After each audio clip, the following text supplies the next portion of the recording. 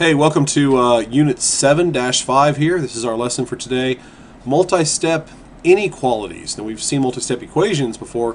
Remember what equation means. Equation means something is equal to each other. Well, an inequality means one side is going to be larger, less than, something like that. So let's take a look at those. How about our math career for today? A biologist. Biologists, of course, study living organisms and their relationship to the environment. Biology is going to be a course you can study both in high school and in college. Those of you pursuing a medical field especially, you'll be doing a lot of biology. You'll need some math in there as well. So have fun. It's all good stuff. Alright, today we will learn to solve multi-step inequalities such as, well, the one there, 3m plus 1 is, remember that sign there, strictly greater than negative 14. Alright, let's take a look here. Since you can solve multi-step equations from earlier in our textbook, of course, you can solve multi-step inequalities. Just watch for the conditions where you have to flip the inequality sign. And you'll remember this from previous math courses. Whenever you multiply or divide by a negative, we've got to watch out for what we do with the inequality. So let's take a look. Just watch this one. 8 minus 3y is greater than or equal to 68. Greater than or equal to 68. So let's do what we know how to do. Get rid of what's farthest away from the letter. In this case, we're going to subtract 8 from both sides. Okay. Rewrite our inequality here. We get negative 3y is greater than or equal to 60. In order to get that y alone, we're going to divide both sides by what number? By negative 3. By negative 3. And when we divide by a negative, remember that what we're doing here is we have to compensate for that by flipping the inequality around. So we'd ultimately say y is less than or equal to negative 20. Anything that's negative 20 or smaller will make that a true statement, believe it or not. Okay? Alright, so for your notebook here, why don't you go ahead and try this one. Take as much time as you need.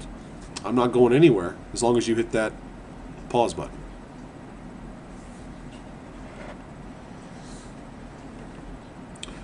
Okay, well, we both agreed that I'm back now. So what are we going to do here first? We're going to get rid of what's furthest away from that x. So I'm going to go ahead and subtract 6 from both sides. When we subtract 6 from both sides, negative 12 minus 6 or negative 12 plus negative 6 is negative 18. So I get 3x is less than or equal to negative 18. Read from the letter. It's easier on your brain. 3x is less than or equal to negative 18. Go ahead and divide both sides by 3. And we end up with x is less than or equal to negative 6. X is less than or equal to negative 6. So it could be negative 6, negative 7, negative 100, negative 10 billion. It could be negative 6.1. As long as it is negative 6 or lower, it's all good. Alright, how about this one for your notebook here? How about this one? 2x plus 1 over negative 3 is less than negative 7. Strictly less than negative 7. So give that one a try. See what you think.